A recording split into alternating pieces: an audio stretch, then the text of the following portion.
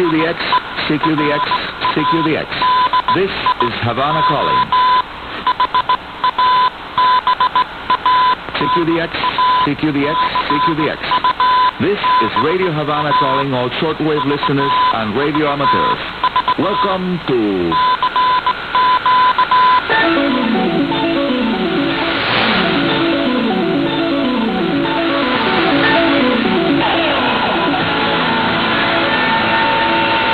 DXers Unlimited, Radio Havana's weekly feature dedicated to the fascinating world of radio communications. Hola amigos radio aficionados all around the world and in space. You are now listening to a special edition of DXers Unlimited that was recorded in advance of its scheduled airtime because I'm going to be out of town for a few days.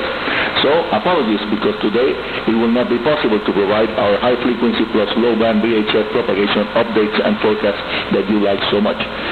That all of you know had to be prepared as close as possible to the actual airtime of the show. I'm your host, Arnie.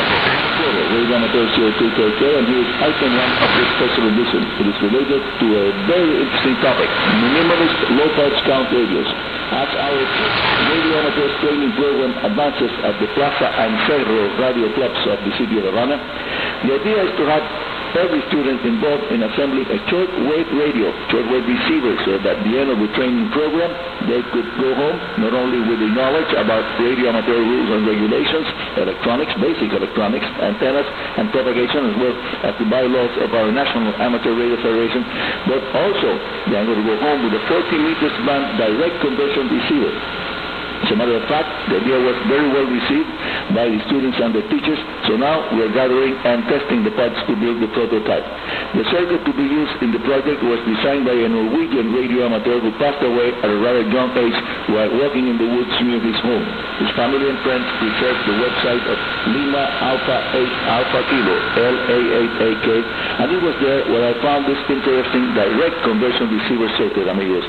If you want to see the circuit diagram, just send me an email to info.rhc@enet.cu.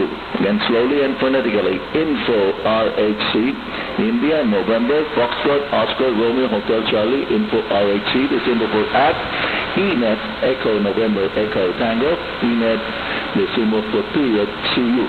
Now, stay tuned on this same frequency or connected to our World Wide Web Internet streaming audio. I'll be back in a few seconds after a short break for station ID. I'm Arnie in Havana.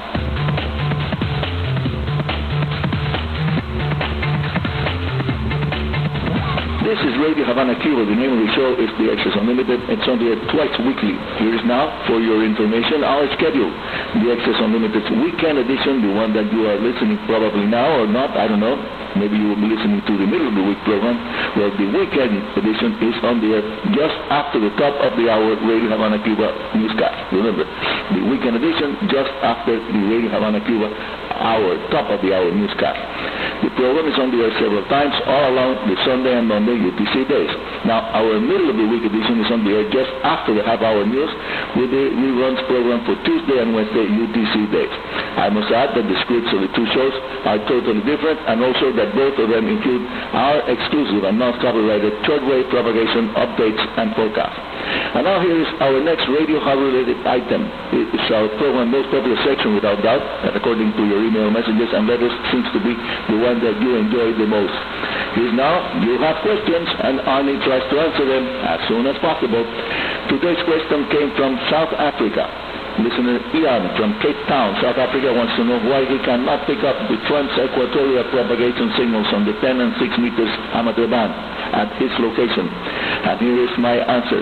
The areas where the trans-equatorial propagation conditions do happen are now very well defined after many years of observations and research by radio amateurs and professional researchers. It's now quite clear that this type of very unusual propagation mode happens between two belts of very well established areas above and below the Earth equator. From an analysis of the area covered by those two areas, it seems that the one south of the equator doesn't reach far enough to produce trans-equatorial signals frequently at their QPH, at least as frequently as they happen at more northerly locations like the Republic of Zimbabwe. According to my own personal observations of the trans-equatorial propagation between South America and the Caribbean region, the two belts are evenly distributed above and below the equator. providing radio amateurs and FM broadcast band enthusiasts with unique opportunities to communicate or to pick up FM broadcasts while using very low power and small antennas. Now, here is the second question that I will be answering today here at DXers Unlimited. It came from Germany, from our longtime amigo Hans Joachim. He wants to know what is the typical amateur radio station here in Cuba looks like. So here's my answer. Amigo, the typical Cuban ham radio operator begins his career by fixing and reviving a 2 meters band FM handy-talkie and connecting it to a homebrew antenna, typically a J-pole made from PV 300 ohms twin lead, and perhaps later adding a 3 to 5 elements homebrew Yagi. The next step in the typical Cuban radio amateur station starting career is trying to pass the second-class operator's test, the one that will open the possibility of using the high-frequency shortwave bands, although still with some limitations. Here in Cuba, the most popular high-frequency band is 40 meters because it provides year-round communications with all of our Cuban archipelago and some nearby areas of other nations.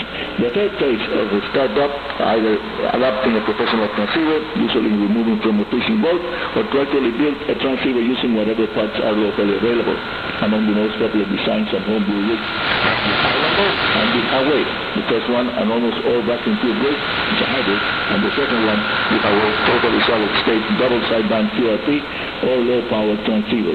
Since the last Amateur Radio Federation National Convention, the circuit boards for a much more advanced solid-state radio have become available at a very reasonable price, and that's why at this moment many Cuban radio amateurs are involved in assembling it. I hope, amigos, that this answers your question, and just before I finish this segment of DXers Unlimited, I must add that the most popular high-frequency antenna among Cuban radio amateurs is the half-wave inverted V dipole for the 40 meters band. That also works quite well on 15 meters, and to which sometimes a second 20 meters band dipole is added below in parallel, making it an effective and low-cost 3-band antenna system. The typical urban ham radio station here uses the half-wave inverted V, and it's able to fit the antenna at locations where not enough space is available to install the antenna in a totally horizontal configuration. Nowadays, the most popular 2 meters band antenna for FM operation is the homebrew Slim Jim, an original British design, the low takeoff angle antenna that is certainly superior to the classic J-pole omnidirectional antenna. Thank you very much for listening to this special edition of DXers Unlimited, amigos. And let me remind you all that we do QSL, yes, we do verify all accurate reception reports, and sure we would like very much to receive your reports, and after checking they are correct according to our program schedules and contents, we then send you a nice QSL card. Send your QSL report with the same reports, comments about our programs, and any radio related questions you may want to ask. Send it to info@rhc@enet.cu or via email to Arnie, Radio Havana Cuba, Havana, Cuba. And that's all for today. This is Arnie, Radio Amateur CO2KK, your host here at Radio Havana's DXers Unlimited, saying 73 and very good DX.